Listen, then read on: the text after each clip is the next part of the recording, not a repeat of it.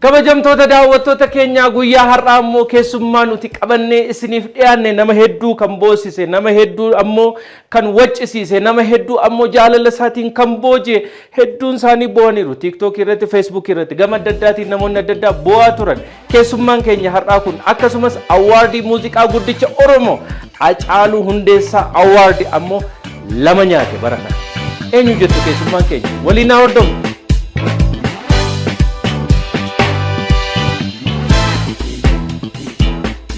Artist Keolin Hamile Olana dan Nasi Madda.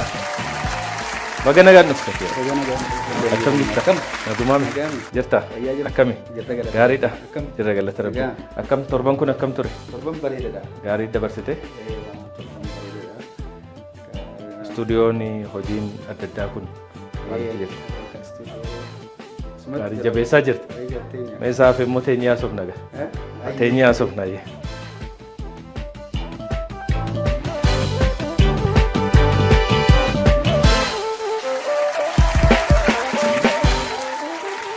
Keolu bagana gan nufti. Bagana gan. Me bishaan kana dhugi bo. Bishaan dhugne eegal lama labbaashi. Keol sitti bareedeedha dhiyoo kana fuute maddiin keefaa kun burtukaana wayii fakkaatee jira. Maal akkanatti fuuti si bareechite? Burtukaana na laatte.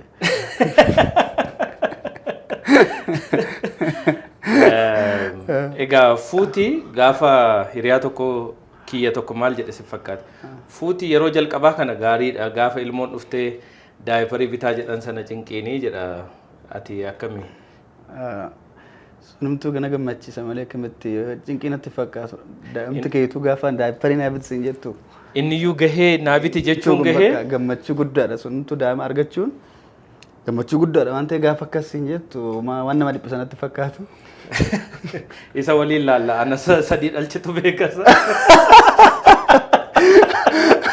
ati sakkasuma gaafa bira gee akkas jedhan jennaan bas gaafa bira geessu naa warra kaata jetteedha gaafa daayipariif aannan bira geessu naa bilbiltanni rakkoon egaa jamaree fuutee siin jedhu jamareen music clipii kee kan jamaree irra jirti turte jamaree kana modeluma achirratti argateetuma achumaani erga hin bareeddi namni jedhee yaada sii kenninaani fuute malee dura yaada hin qabdu waan jedhan faa kaasan. Ishee waliin hiriyummaadha waggaa ja'a xumurree torbaffaatti wal fuune. Waggaa torba? Waggaa ja'a xumurree torbaffaatti akkasitti cidha godhannee. Dhugaa rabbii? Malee ammaa miti jaalala dhiyooti miti. Akkamitti wal bartan? Akkatti wal barre dheeraadha. Bilbilaan immoo feesbuukiin immoo qaamaan immoo akkami wanti? Ay dura bilbilumaan namatu mucayyoon takka ni jirti. Baay'ee nama addaati jedhee natti akka guddisee natti waa'ee isheedha beektaa sirri guddisee natti waa'ee isheedha nama addaati jedhee bilbila ishee oduu dhibbaan dhibbatti nama naannii fuuta mucayyoo tana naan jedhe ni agartaa mala. Dhugaa rabbii akkanuma siin jedhanii? Dhugaa rabbii. Nama ajaa'iba. Waan bakka waan si jaala dhufan bilbila ishii kennee mucayyittii tana hin fuutaa dhibbaan dhibbatti tana mana akka fuutu nama addaati naan jedhe. Maa namatti takkatti guddistu kun jeeti. Bilbila waan callisee bilbilee fi akkasumatti osoo waliin argin gara ji'a lama callisneetuma saama turre maaluma tapha. Wal agarree qaamanis gaafa wal agarroo akkasitti hundumtuu wayita bakka jaalalli qaqqabu miiruma gammachuutiin ilaalle sana booda akkasitti anillee wanti mucaasuun jedhes dhugaa ta'uu isaanii arge dhugumatti nama addaati isheen dhugaa rabbi waggaa ja'a hiriyooma waliin turre amma kun erga jamareenis bee booda waggaa torbaffaatti cidha godhannee akkasitti mana tokko galle.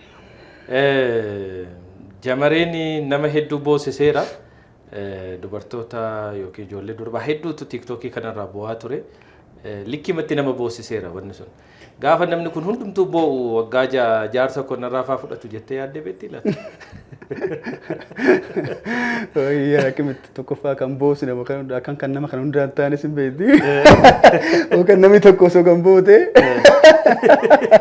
namuma tokkotti boosisuu qabna jettee yaadde. Egaa nama kan hundumaa akkuma fe'ettus ta'u kan namni tokkichi nama kan hundumaaf wayitaa reekkanumas qaba kan jaalala akka jaalala muuziqaatiif ta'e ni hubatte waan baay'ee kana qofaa miti isheen otuma ishee waliin deemnullee namoonni ijoolleen durbaas baay'een ishuma bira akkasitti naammatanii faasu gaafa suuraa na waliin kaa'ee itti dhagahamu bakka dhugaa rabbi jechuun hin beekti bakka miira jaalala muuziqaatiif na waliin suuraa akka ka'an hin beekti malee waan biraa ani yeroo tokko tokko beektu akkatti faan ilaala faatarii miira addaa wayitti dhagahamaa fa'aa jedhee ግን bakka nama addaatu dhugaa baay'ee nama hubatu isheen.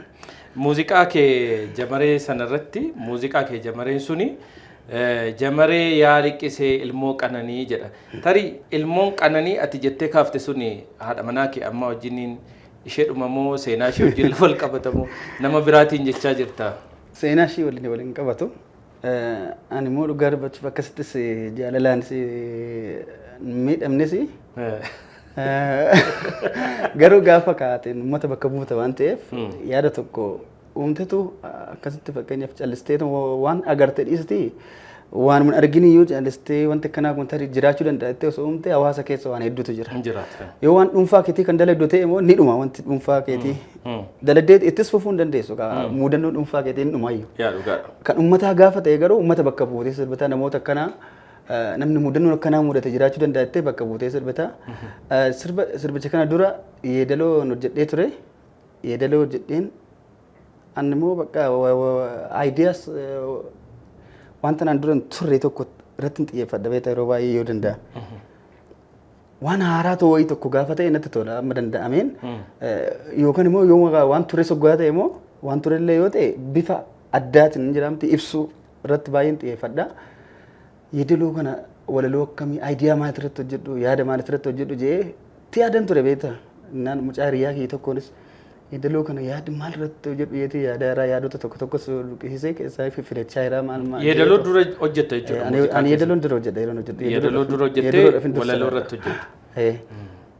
Sana booda seenan nama wayii tokko hin jiraa naan jedhee mucaan tokko na taphachise seenanchi sun durbaan jira.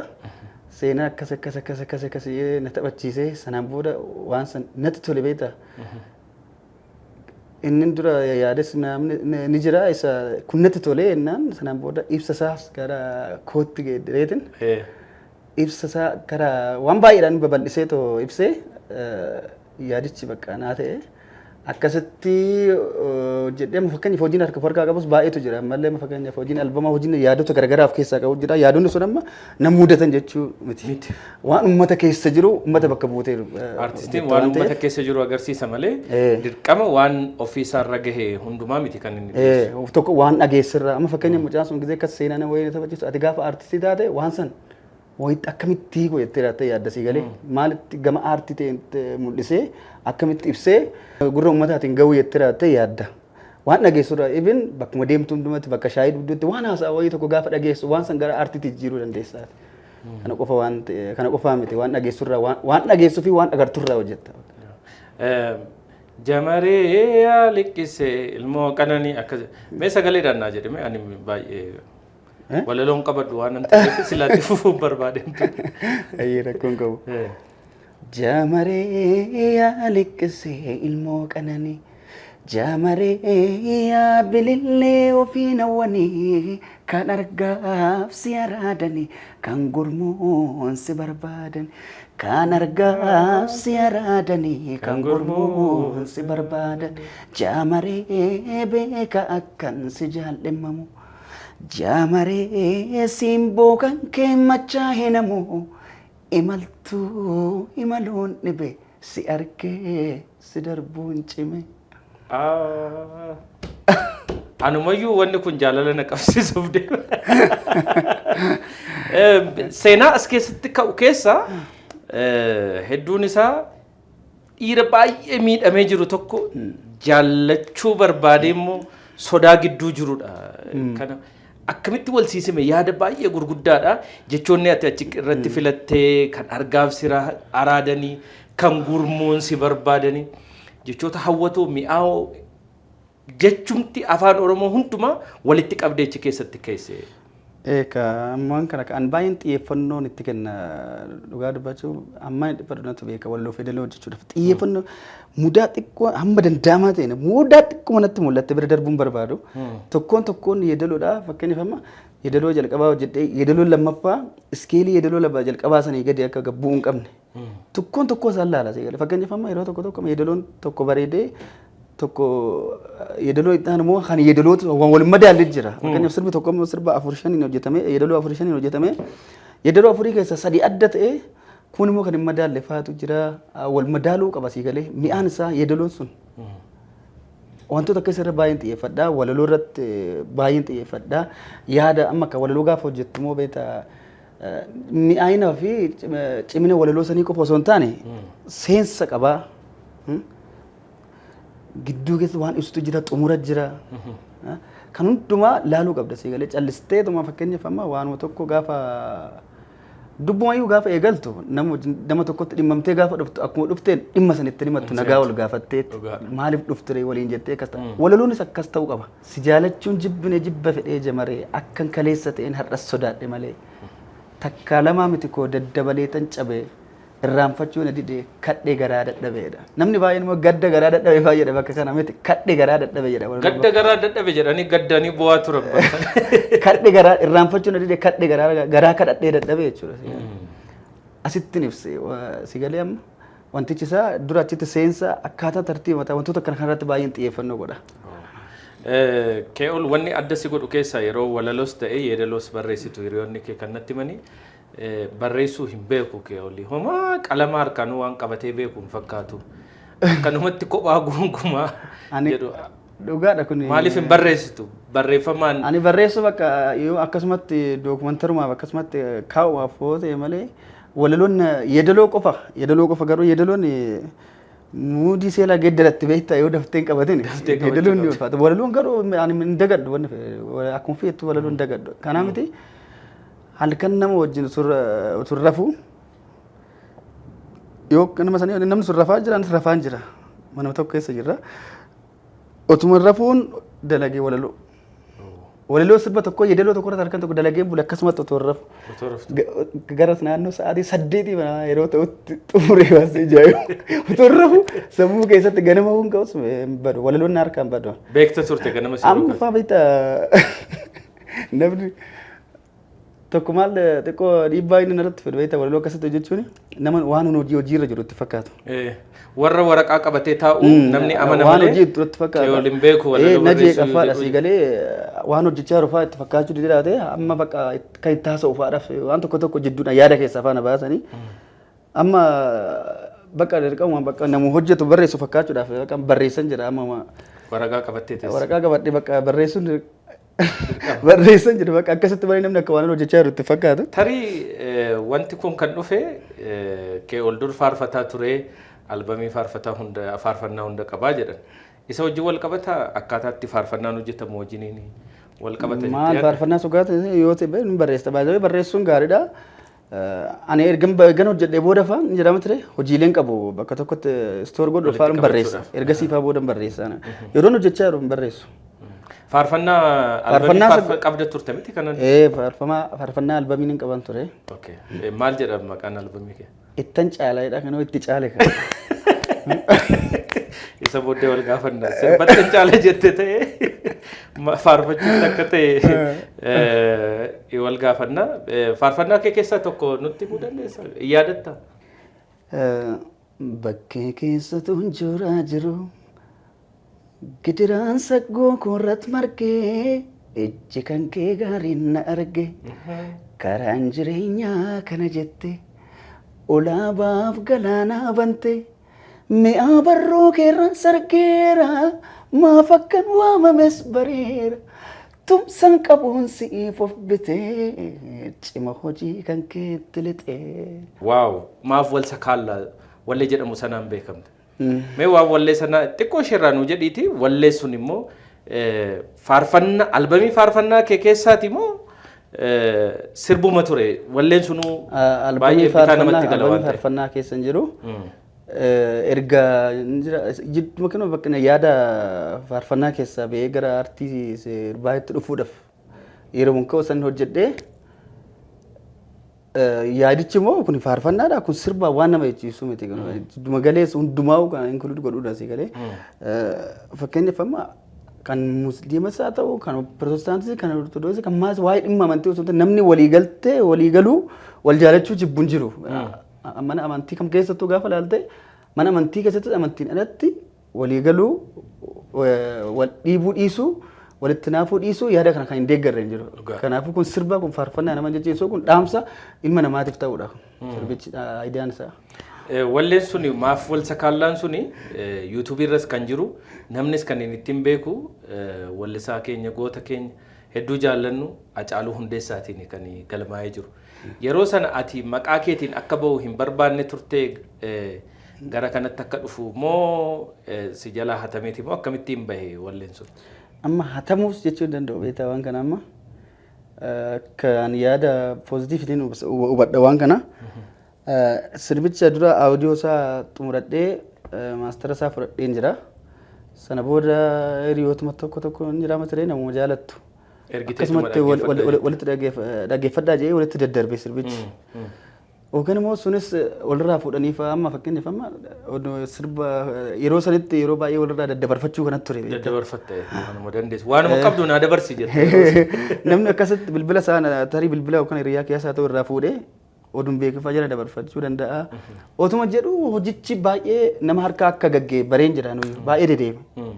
Nan dhagaa bakka tokkotti nan dhagaa gaaf kaan akkamiin godha hojii kana kiliippii isaatti itti hojjechuudhaaf osuma yaadaa jiru.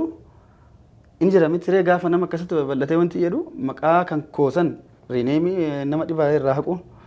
Riineemii irraa haqanii YouTube irratti fe'an kun ammaa Hacaaluudha jedhaniiti YouTube irratti fe'an. Amma hannas jechuu danda'u sii galee kun amma hanna kan jedhamu tokko kun hannaa miti amma akkanatti akkuma eegasii akkuma kun miira namoota hawwadhutti illee Hacaaluma itti fakkaateti kun Hacaaluudha jedhanii maqaa kan koo irraa balleessanii YouTube irratti fe'an namni. Ani immoo kanan shakke istaayiliin kee akkaataan itti walliftee kalariin sagalee kee baay'een isaa Hacaaluu wajjiniin wal fakkaata. Tarii shakkiin kuni dinqisiifataa Hacaaluu ta'uu kee influensii Hacaaluu yookiin immoo dhiibbaan Hacaaluu irraan sirra ga'uu isaatiin gara kanatti deeme dinqisiifataa Hacaaluu ta'eeti. Garmalee Hacaaluu baay'ee dinqisiifadhaan waan hundaanuu. Qaamaan wal argitanii beektu Hacaaluu wajjin teessee. Ani namni aartii keessatti akka addaatti dinqisiifadhee gara aartii keessatti gara Hacaaluu fi faarfataa Dastaan Sarmuu. Dastaan Sarmuu fi Hacaaluu. Dastaan Sarmuu keessattuu Dastaan walaloodhaan garmalee dinqisiifadha. Walaloon isaa baay'ee na bita akkaataa inni itti barreessu seera mataa isaa qaba akkaataa inni itti ibsu Dastaa nama garmalee dinqisiifadhuudha. Faarfattoota keessa Dastaan Sarmuu Dastaa fi faarfannaa Dastaa keessa akkamiin jaallatamee jaalladha? Kan waa'ee uumamaa faarfate tokko fa'aan baay'ee na bita beektaa. Mee sagaleedhaan nu jedhe. Hundumtuu tunturiin kan turte kophaa kee eenyuun afaan guutee xinneessu maqaa kee ilma namaa yartuu beekumsi muraasa qalbii turaatessee itti buusaasa miixiin leenca wajjin wallaansoo dhagaaree suphee dhooftuu gaafii gaafataaree. Wanta boca hin qabne addunyaa dukkanaa bareechitee uumtee kunoo akka kana dinqisiifatamoo qabda yaa uumaa koo. Waggoota biliyoona biiftuun ifaa jirtu urjii samii keessan faca'ee mul'atu ji'i halkan waarii falaachuuf baatu nuuf hin galle malee dinqii kee dubbatu. Allaattiin waaqarraa bineeldonni mana munyuu kan lafarraa qurxummiin galaana kan riphee kattisee kan garaan foqoqe kan ol jedhee deemee kan suutumaan siqe ogummaa kee labsaa dinqii uumuu keeti maaltu keessaa qabu kun hunduu kan keeti dinqisiifatamoo qabda yaa uumaa koo. Kan namni kamuyyuu dhaggeeffachuu danda'udha. Namni waa'ee uumaadha kana gaafa achi keessatti ilaalte uumaa argatta. Uumama kana gaafa agartu uumaa keessatti agarta jedhee. Kanaaf Dastaan kana faarfannaa kun namni hundiyyuu kan jaalatu beektaa baay'ee jaalatu hojii isaa kana keessatti waa'ee uumamaa faarfate kana namoonni baay'eetu jaalata. Namoonni waa'ee amantii keessa hin jirre illee hedduu jaalata. Sababni isaas uumaa jee faarfates moo gaafa faarfatu illee si galee Dastaan.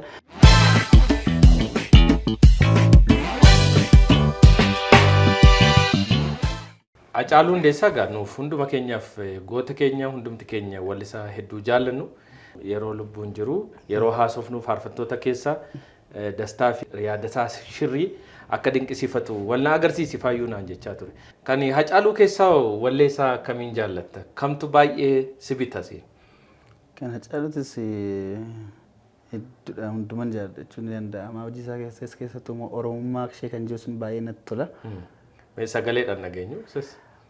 Oromummaa ishee ni jaalle eenyummaa ishee fiduuti aadaa ishee guddisuuf oliif gadi kaatte sabboontuun Oromoo isheen yoomuu kooti isheen yoomuu kooti afaan ishee miidhaga yogguu isheen haasooytu Oromummaa isheetiin yommuu itti boontu baay'een ishee jaalle darani jaalatamtu darani jaalatamtu. Baay'ee miira namaa tuqa. Akkaataa itti walaloo ati yeedaloo itti qabattu baay'ee nama gammachiisa. Sagaleen kee almost Hacaaluu wajjin waan wal fakkaatu kalarii wal fakkaatu qaba. Sun immoo sila akkuma ati jette dhiibbaa jaalalati Hacaaluu wajjin qabdu wajjin. Hacaaluu wajjin wal argitanii beektu? Wal argineerra Hacaaluu wajjin wal arginee turre. Wallee keessa nafaa maqaa isaatiin bahee fa'aa dhagee waasin jedhee beeka. Eenyu kun jedhee beeka? Maali isa ugaa interviyuu irratti gaafatanii turanii. Miidiyaa Ameerikaa tokkotu na gaafatee ture sirbi kun kan keetii namoonni baay'een kan keetii miti jedhanii kun immoo kan kee jedhanii akkamiin waa'ee sirba kanaa nuuf ibsi naan jedhanii ani sirba abbaa isaas hin beeku kan kootis mitiin jedhee naan jedhe. Innaa sana booda bilbilallee wal geeddarree baay'ee na jajjabeessaa ture Hacaaluun. Ati immoo badhaasa Hacaaluu kan baranaa irratti badhaasa lama argattee jirta. Suuraan kun kan yeroo badhaasa Hacaaluu lamaan fudhattedha. Miira akkamiitu sitti dhaga'ame? Dhugaa baay'een gammade. Isteejii sana irratti dhiyaadhee badhaasa kana fudhachuuf baay'een gammade dhugaa. Sababni isaas tokko Hacaaluun namni jaalattu tokko namni itti dinqisiifattu tokko inni gaafa sagantaa isaa kanaan gaafa badhaafamtu. Sagantaa maqaa isaatiin moggaa'e. Isa dinqisiifadhee isaan leenji'ee akkasitti badhaasaaf ga'uun koo baay'ee na gammachiisa. Tokkoffaa immoo yeroo jalqabaatiif dorgomee badhaasa lama fudhachuu anaaf gammachuu guddaadha. Achirra dhaabadhee immoo boruu koon ilaalaa ture. Maal boru akkan hojjechuu qabu yeroo sanitti hojii sitti kennama si galee. Gaafa akkasitti namni iddoo sii kennee si kabajee uummanni akkas si kabajee sadarkaa badhaasaatiif si geessisu hojii guddaatu sitti kennama. Kanaafuu kana boodallee waan bareedaa qabadhee dhufuuf. Yeedaloo fi walaloo cimaa baranaa fi akkasumas immoo wallisaa cimaa baranaatiin badhaafamte miti akkas kana lameen. Wallisaa cimaa haaraa baranaatii fi walaloo fi yeedaloodhaan. Gammachuu guddaatu sitti dhaga'ama jennee yaadna waan kana waltajjii irrattis dubbatteetta miirri adda. Erga Kee'ol bakka lamatti hiramaa jechaa jiru. Kee'ol badhaasa Hacaaluu badhaafamuu isaatiin duraa fi badhaasa Hacaaluu badhaafamuu isaatiin booda jedhaniis. Akkami miirri dura turee fi kan amma jiru. Waan si raggaasifame wayii sitti fakkaataa? Kana booddee ani nama raggaasifameef badhaasa lamaan mirkanaa'eera kiyya wallisaa cimaa ta'uun koo waan jedhu wayii miirri akkasii sitti dhaga'ame beekaa.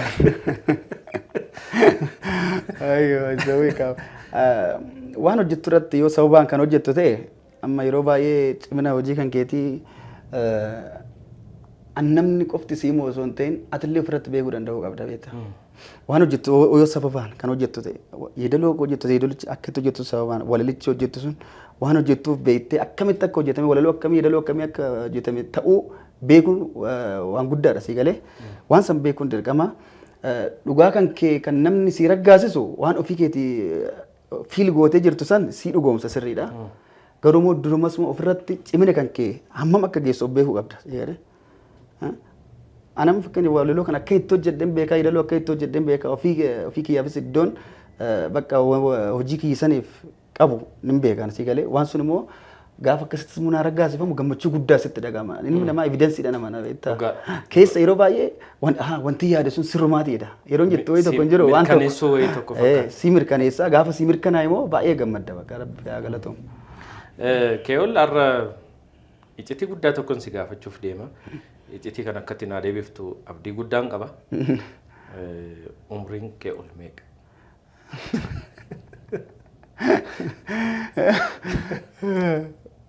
Dirqama namni baay'een Dirqama? ana akka kun baay'ee nama 20 taata 21 taata 22 fa'aa maal kana tilmaamaan fuulli kiyyaa hanga kana hunda akkasitti daa'ima fuula keenyatu fuula koo fuulli kee kun wal fakkaatallee nuun jedhanii rusila piroodiisaroonni keenya akkas jechaa ture fuulli kee xiqqoo gagabbataa wayii burtukaana wayii tokko fakkaata anamma dheengaddumanii waggaa 22ffaa kabajadhee kan kee immoo itti fufnee beenna hangafa koo akka taateen beeksiftaa garuu fuulli kee fuula ijoollee waan fakkaatuuf nama umriin koo 25 ol darbeera ol darbeera umrii dhiiraa 25 darbinaan lakkaa'uun hin barbaachisu miti ol darbeera akkas taanaan nan amana kaanis kiyyas darbeera gaaffii kana kanas gaafadhee fi daa'ima nutti fakkaatta malee kee oli raayyaa ittisa biyyaas deemee biyya isaa gootummaadhaan tajaajileera jedhanii raayyaa ittisa biyya aran deemneeni deemne humna addaan ture humna addaa oromiyaa humna addaati ani egaa raayyaa ittisa biyyaati jechuun dhaga'e akkam ture humna addaa korobittinneessa yeroo san jira akkuma kinoo inni gara humna addaatti jijjiirameenan yeroo san dhiisanii hammamii tajaajilte waggaa 3 keessa tureen dhiise waggaa 3 keessa tureetiin garuma aartii kanatti hojjechuudhaaf naan mijatu ta'uun yeruma humna addaa keessa jirtu iyyuu aartii eegalteetta faarfannaa san duraan faarfannaa humna addaatu hin deemin dura egaa keewol ijoollummaadhaan humna addaas taatee hojjettee jirta ijoollummaadhaan faarfannaa baastee turte ijoollummaan kee maal fakkaata ture eessatti guddattee jireenyi ijoollummaa kee mudannoon yaadannoon kee maal fakkaatame waan gabaabinaa yoo nutti ani iddoon itti dhaladhee guddadhe godina Shawaa Bahaa Aanaa Boosat ganda Marqoo Daalagaa jedhamu baadiyyaa. Baadiyyaatti dhalatte? Baadiyyaatti dhaladhee guddadhe. Achumatti guddatte? Achumatti miirri aartii kun immoo wanti daa'ummaa irratti waliin dhufne akkas mara hiitiin godhu beektaa. Miirri aartii guyyaa keessatti galtu hin ta'u keessattuu aartiin uumamaa wal qabata waan ta'eef uumama aartiin waan garaagaraatti fakkeenyaaf barumsa adda addaatiin ni fooyyesta malee dhibbatti fiduu hin dandeessu. Ittiin fooyyesta malee ittiin of keessatti uumuu hin dandeessu. Jalqabarraa ka'ee uumamu daa'ummaadhaan of keessatti argaa ture. Muuziqaa gaafa dhagee miira addaatu natti dhaga'ama yeroo sanattis. Muuziqaa maaliin dhaggeeffattan hunduri teeppii ishee xiqqoo reediyoo ishee curur jettu tokkoon dhaggeeffannayyuu bara kee immoo ati muuziqaan tun karaa deemu mana xajjii fa'aadha yeroo bana afaan dhaabbatee dhaggeeffadha.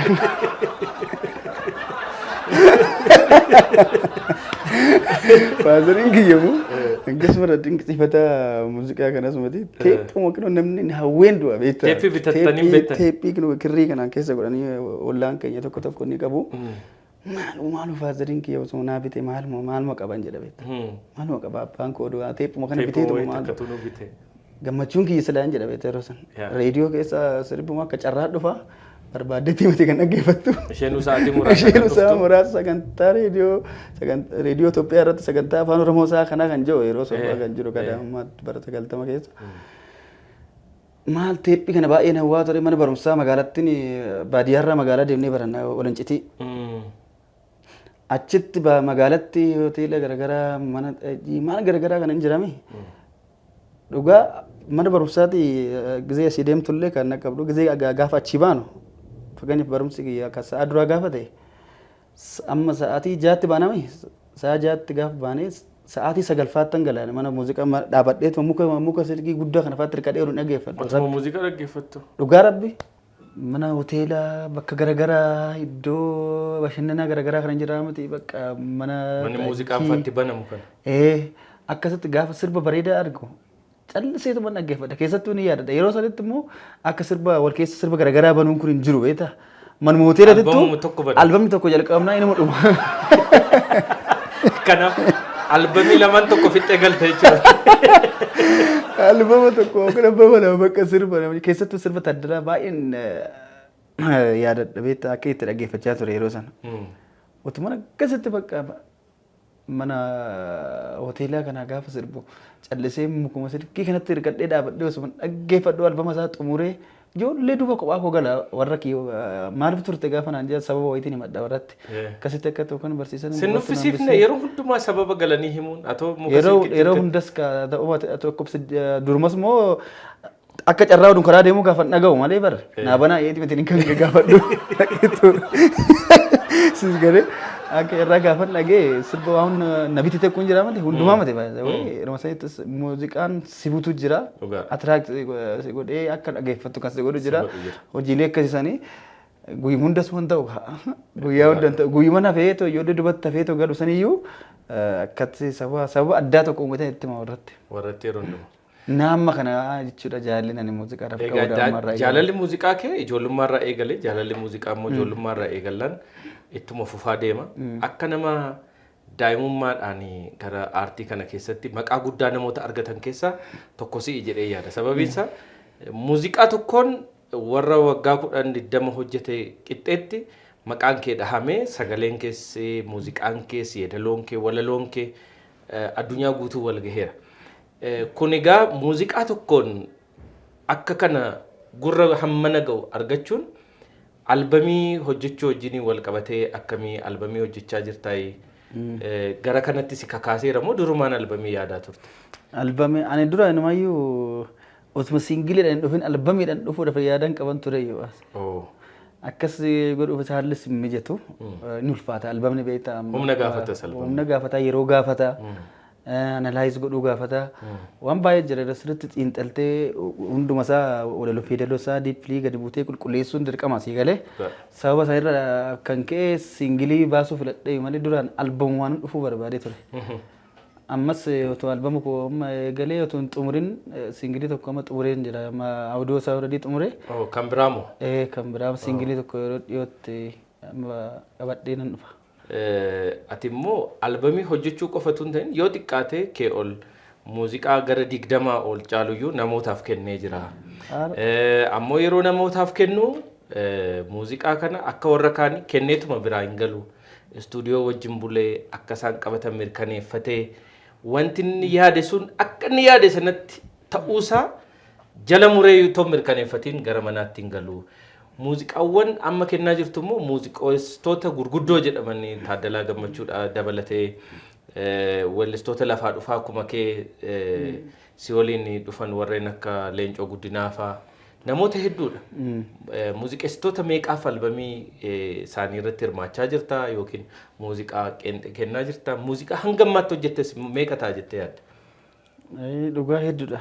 Amma kun walaloo fedaloo wajjin kan warratti hojjedhee kenneeftu jira.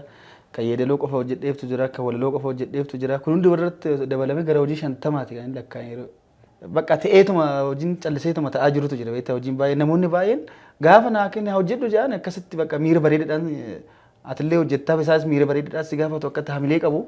Ergasii garuu calliseetu wato kan yaallellee si galee fakkeenyaaf humna dhabuu maal jaallee jiraama ta'e namootuma humna qaban fa'aa istuudiyooma seenaniitumallee persantii muraasa tokkollee osoo hin deeman ta'e yaalirra jira jettee beekuu dandeessee galee. Kanuma istuudiyooleen eegaleen kan waggaa 2-3 fa'aa akkuma callisee taa'u namoota baay'ee irraa fuudhan jira amma itti beekama irraa fuudhaa jira. Yeroo sana namni sun irratti hojjetee milkaa'ee fa'aa gaafa dhageessu gammachuu akkamitti dhaga'ama? Baay'ee gammadaan akka kanuma leencoo kamtu fa'aa si gammachiisa? Leencoo Guddinaa mana ajaa'ibaa itti kennee ji'a 3 caalaan turre. Yeroo sana gad fudhatee bahe. Fudhatee bahe. Yeroo beekamu sirbi sun yeroo beekamu fa'aa ishee kanatu ofii sirbeera ta'e ittiin hin beekaman ture jettee hin yaaddamoo bagan kennee namoonni baay'ee nama akkas naan jedha hojii koo arganii hojii koo namaa kennee hojii babbareedaa hedduutu jira kana ofii hojjechuu qabdaa yoo naan jedhan bakka nama sana yaadee danagee durumas jechuun namaaf jedhee tokko fokkisisee hojjechuun barbaadoon asii galee. Kan nama fokkisiifteen hojjettu hankoo bareecheen hojjedhu jettan. Nama fokkisisee hojjechuun barbaadu. Kan kamiidha fakkeenyaaf hojiin hundumaa fakkeenya ilaalanii ijoollee ara kana hojjechuu qabdaa kan ofii keetti hojjechuu qabdaa. Ani akkasitti ofii hojjedhe hin jedhu. Durumas hammasaa hamma hojii sanii nan beeka. Miidhagina hojii sanii otuma beekuun kenneef malee wallaalee erga nama sana harka gahee miti kan hin barru. Isa fokkisaan nama laattu jechuudha. Laadhu malee wanta akkasii barsiisuu bareedaa tokko yoo naalaatte bara anis sagalee numan qaba xiqqoo too yaale maal sitti fakkaata? Wayyaare? Waan jaalalaa irratti fidee jaalalaan beeku tureera erga jaaladhe akkasuma. Jaalatta muuziqaa? Muuziqaa baay'een jaaladha. Jaalala muuziqaa baay'ee hedduu jabaan qaba. Egaa wallisaa kee ol gara fuulduraatti maaliin si eegna? Uummanni kee immoo maaliin itti aansee amma jamareedhaan si beekna. Jamareetti aansinee immoo maaliin si eegna kee oli? Obsi. Wayya. Obsi bakka xiqquma tafe. Gammadaa shoo irratti icitiin dubbachuun dirqama natti fakkaata. Waanuma wayillee yoo nutti jechuun amma jechuun guyyaan isaallee jiraam ture. Amma yeroo dhiyoodhaa osoo piroodakshinii isaatillee kiliippii maal isaatillee xumuree rakkoon qabu. Kiliippii isaa eegaluuf hin jedhama oduu isaa xumure. Na xiqqoo naa obsi bakka. Xiqqoo si obsuun nurra jiraata. Albamii moo singilii? Singilii. Albamni maganaadha. Albamni salphaatti hin xumuramu. Albamni amma dhiyoon jalqabee singilicha garuu xumureen jira. Oduu isaa already bakka kiliippii eegaluu qofatu naafe. Inni mata duree isaas kamingisiin umarratti dhageessa. Kamingisuun. Egaa akkati milkooftu abdii cimaa qabna. Singiliidhaanis albamii hojjechuun deemtuumis milkooftee wallistoota gurguddoo tarree wallistoota gurguddoo Oromoon qabdu cinaa akkati hiriirtu homaa shakkii hin qabnu. Abbaa injifataa gosa lamaan nama injifate waan taateefi abdii guddaa sirraa qabna. Gara fuulduraattis immoo milkaa'ina kee fuulduraas immoo deebinee immoo akkasuma bishaan keenya dhugaa immoo haasofna jennee yaadna kee. Ayyee. Galatoo. Galatooma ulfaadhaas gammee keenya. Ayyaanoo ta'e.